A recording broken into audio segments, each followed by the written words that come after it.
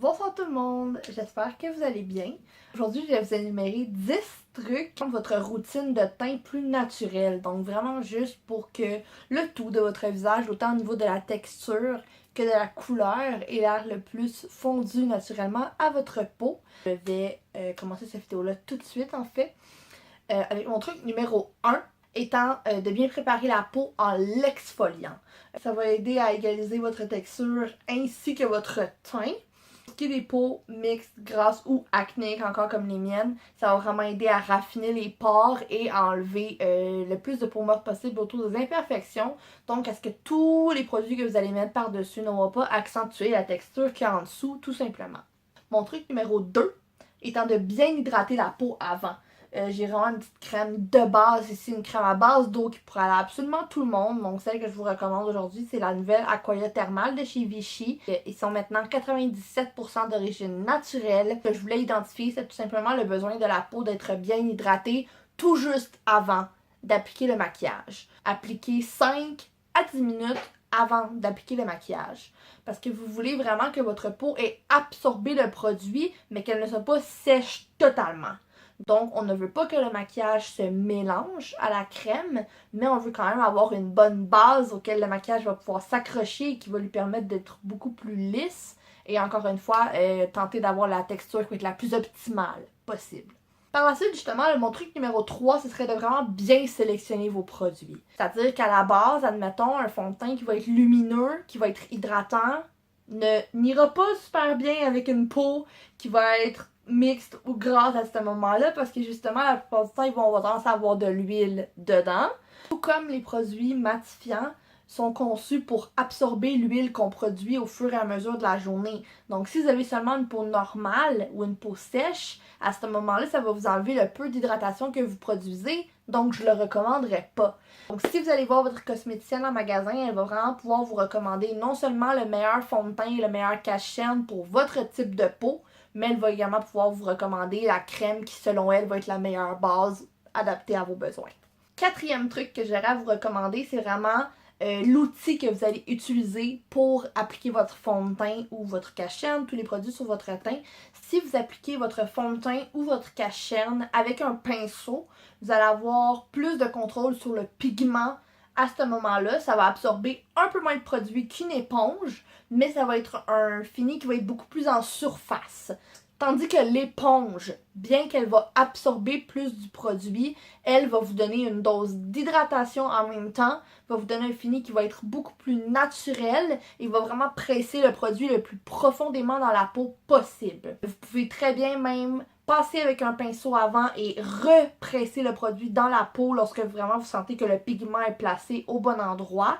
Par contre, si vous appliquez un fond de teint ou un cache-cerne directement avec une éponge, veuillez tenir en compte que cette éponge-là va absorber une bonne partie de votre produit.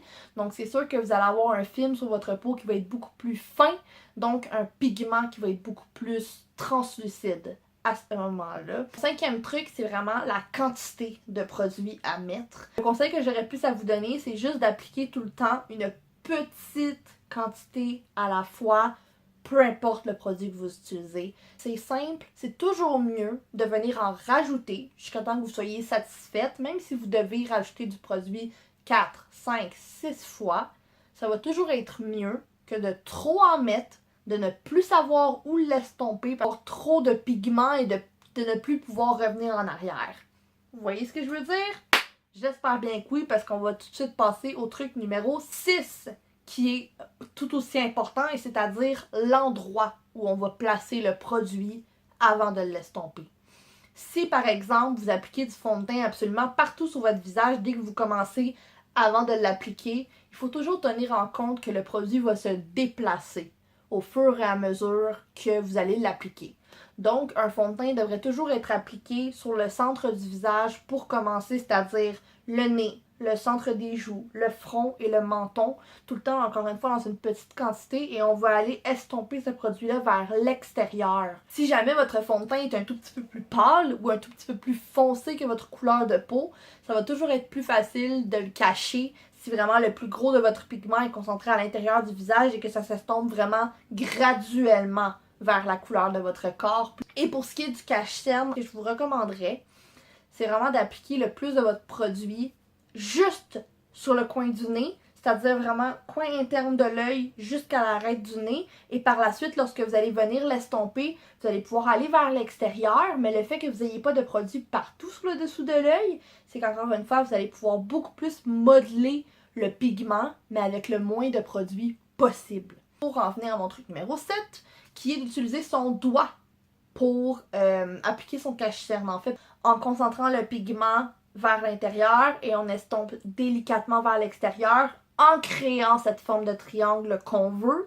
Donc, mon 8e truc, qui va vraiment rapport à ce que je viens de vous énoncer, c'est-à-dire que peu importe le produit que vous utilisez, je vous recommande de toujours presser avant de faire quelques mouvements que ce soit. Particulièrement si vous avez une base de crème qui est vraiment parfaite partout et que vous essayez de venir étendre une poudre par-dessus, vous risquez de déplacer tout le beau travail que vous venez de faire. Donc que ce soit justement une poudre ou une crème, je vous recommande de toujours presser le produit dans la peau et de plus, ça va encore une fois vous donner un meilleur contrôle sur le pigment et dans le meilleur des mondes, c'est ce qu'on veut! J'aime utiliser une de ces petites houpettes comme ça ici, c'est celle qui vient avec la petite poudre de chez Laura Mercier.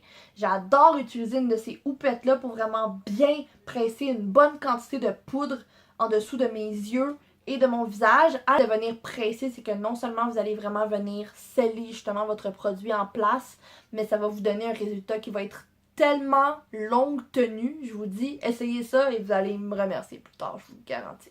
Truc numéro 9, une poudre libre, c'est un essentiel pour absolument tout le monde parce que ça peut servir à tellement de choses et c'est de loin un des produits qui fait que le fini va être le plus naturel. Vous pouvez la presser dans votre peau pour vraiment fixer tous vos produits en crème, comme je vous avais dit. Après avoir appliqué votre contour, votre bronzer et votre fard à joues, vous pouvez toujours repasser avec un petit peu de cette poudre libre-là. Vraiment là, une toute petite quantité sur un pinceau, juste pour venir estomper le tout ensemble. Ce que Lipstick Nick appelle veiling, pour qu'elle se fonde un petit peu plus à votre peau. Là, à ce moment-là, vous pouvez vraiment mettre beaucoup plus sur le coin externe de votre œil. Et peu importe les couleurs que vous appliquez dans le creux de votre paupière, à force de les travailler, au lieu de tomber sur votre visage, ça va vraiment tomber sur la poudre. Et par la suite, vous avez juste à épousser cette poudre-là. Il n'y aura plus du tout de poudre non plus. Donc, c'est vraiment une bonne manière de prévenir des dégâts qui pourraient venir affecter votre maquillage de teint.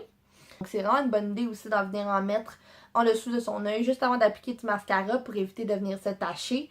Donc, c'est beaucoup plus rapide à ce moment-là. On n'a pas à attendre. On fait juste appliquer le mascara, on époussette ça et c'est fini! Comme elle est beaucoup plus fine qu'une poudre compacte, ça va beaucoup moins accentuer la texture en dessous de l'œil, donc particulièrement encore une fois sur le contour de l'œil, j'ai beaucoup plus tendance à recommander une poudre libre comme ça pour venir fixer le cache-cerne, mais moi je suis genre à fixer absolument tout mon visage avec ça.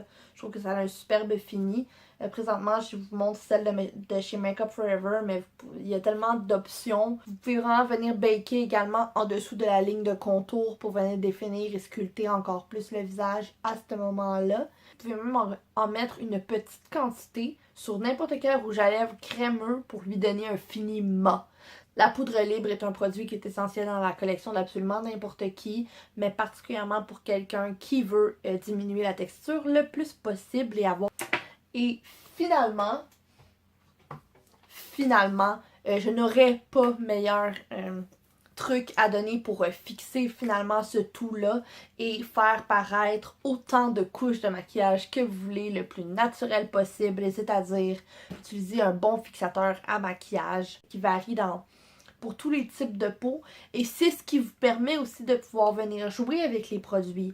J'utilise un fond de teint qui est vraiment très très mat. Je peux quand même me permettre de venir mettre un spray justement soit avec de l'huile ou alors un peu lumineux à l'intérieur parce qu'on vient vraiment balancer les produits lumineux des produits mat. Autant que quelqu'un qui utilise vraiment une crème lumineuse, un fond de teint lumineux, un cache-cerne lumineux et une poudre avec une certaine luminosité à l'intérieur pourrait quand même venir plus prendre comme le 0,5 de chez La Roche-Posay avec un fini mat pour venir justement rebalancer le tout et s'assurer que ça reste tel quel toute la journée.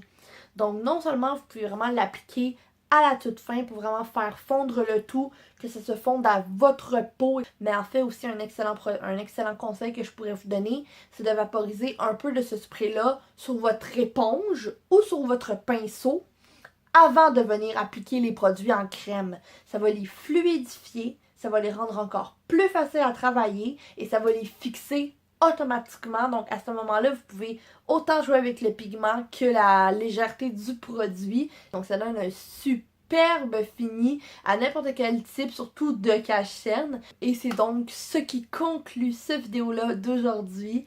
J'espère que mes trucs ont pu être intéressants pour vous. Si vous aimeriez avoir des trucs peut-être justement plus pour les en paupières, ou pour le rouge à lèvres, ou pour d'autres types de produits, surtout n'hésitez pas à me le demander. Moi, j'ai l'intention de faire une longue liste de vidéos pour vous, mais vous le savez déjà.